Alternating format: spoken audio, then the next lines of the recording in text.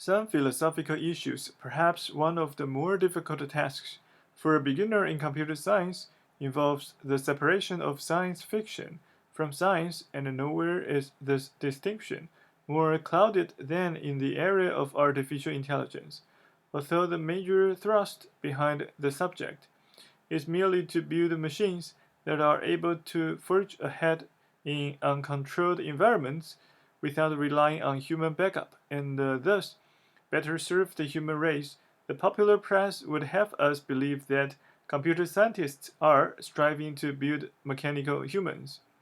Of course, the aura of a mystery is only enhanced by calling the subject artificial intelligence. Let us begin then by considering the distinction between today's algorithmic machines and human minds. Machines versus humans. Although the computer is often personified, an important distinction exists between its properties and the properties of the human mind. Algorithmic machines are designed to perform precisely defined tasks with speed and accuracy, and they do this extremely well. However, machines are not gifted with common sense.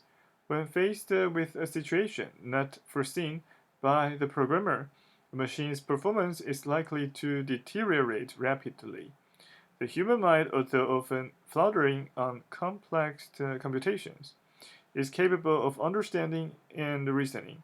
Consequently, whereas a machine might outperform a human in computing solutions to problems in nuclear physics, the human is much more likely to understand the results and determine what the next computation should be. If we are to build machines that are able to continue when faced with unforeseen or unpredictable situations, machines must become more human like, in the sense that they must possess, or at least simulate, the ability to reason. Recognizing this requirement, computer scientists have turned to psychologists and their models of the human mind in hopes of finding principles that can be applied to the construction of more flexible machines and programs. The result is that it is often difficult to distinguish between the research of a psychologist and that of a computer scientist. The distinction is not in what they do, but rather than in their goals. The psychologist is trying to learn more about the human mind. The computer scientist is trying to build more useful machines. Performance versus simulation. Suppose that a mathematician and a psychologist each embark independently on projects to develop a poker playing program. The mathematician would most likely design a program based on the foundations of probability and statistics. The result would be a program that would play the odds, bluff at random, show no emotion, and consequently maximize its chances of winning. The psychologist, on the other hand, might develop a program based on theories of human thought and behavior. The project could even result in the production of several different programs. One might play aggressively while another might be easily intimidated. In contrast to the mathematician's program, the psychologist's program might become emotionally involved in the game and lose everything it owned. Reconsidering, we hypothesize that the mathematician's main concern while developing the program would be the program's final performance. Such an approach is said to be performance oriented. In contrast, the psychologist would be more interested in understanding the processes of natural intelligence and so would approach the project as an opportunity to test the theories by building computer models based on those theories. From this point of view, the development of the intelligent program is actually a side effect of another pursuit progress in understanding human thought and behavior. This approach is said to be simulation oriented. Both approaches are sound, and make significant contributions to the field of artificial intelligence. However, they also raise elusive philosophical questions within the discipline.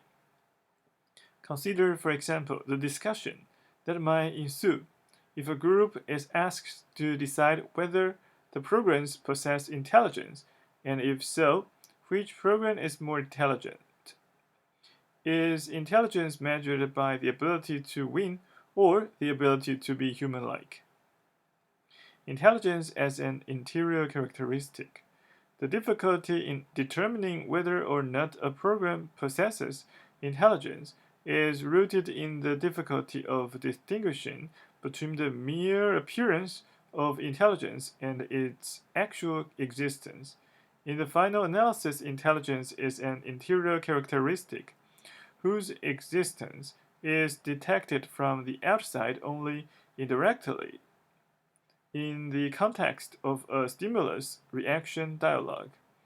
This elusive nature of intelligence was recognized by Alan Turing in 1950 when he proposed a test, now known as the Turing test, for detecting intelligence within a machine. Turing's proposal was to allow a human, whom we call the interrogator, to communicate with a test subject by means of a typewriter system without being told whether the test subject was a human or a machine. In this environment, a machine would be declared intelligent in the event that the interrogator was not able to distinguish it from a human. As yet, machines have not been able to pass the Turing test, although surprising results have been achieved. A well-known example arose as a result of the program Doctor, a version of the more general system called ELIZA, developed by Joseph Weizenbaum in the mid-1960s. This interactive program was designed to project the image of a Rogerian analyst conducting a psychological interview. The computer played the role of analyst while the user played the patient.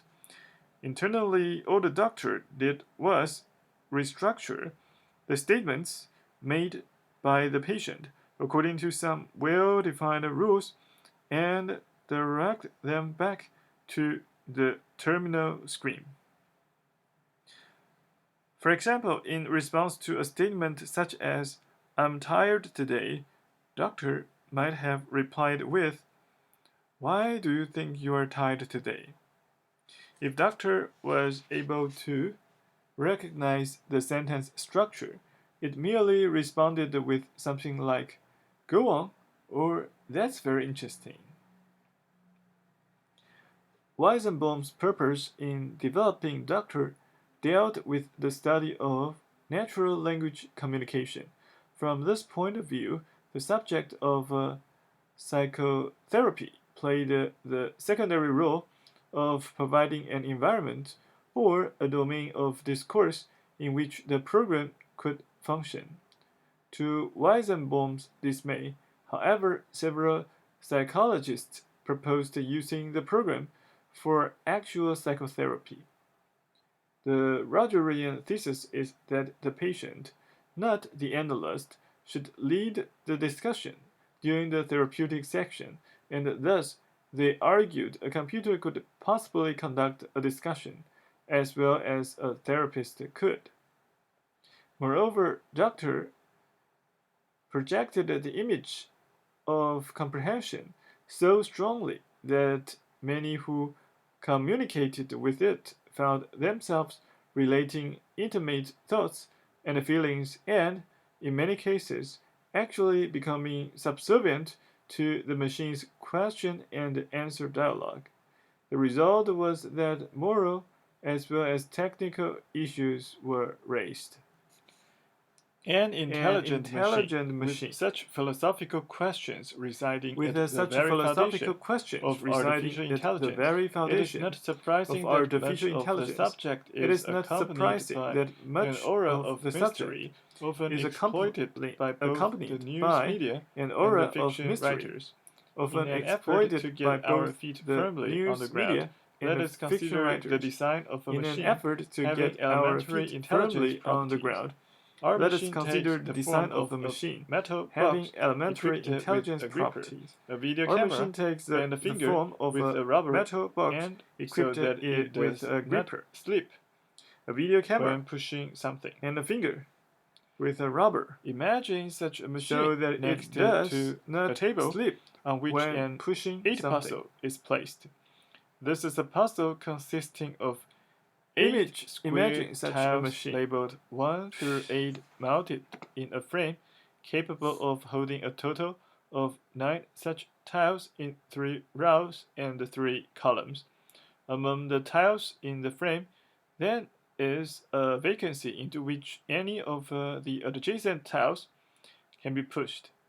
The tiles are currently arranged as shown in figure 10.2. We begin by picking up the puzzle and rearranging it by repeatedly pushing arbitrarily chosen tiles into the vacancy. We then turn on the machine and the gripper begins to open and close as if asking for the puzzle. We place the puzzle in the gripper and the gripper closes on the puzzle. After a short time, the finger lowers and begins pushing the tiles around in the frame in an orderly fashion until they are back in their original order. At this point, the machine places the puzzle back on the table and turns itself off. Because such a machine involves elementary perception as well as reasoning abilities, its design provides a basis for presenting the topics of the following 4 sections.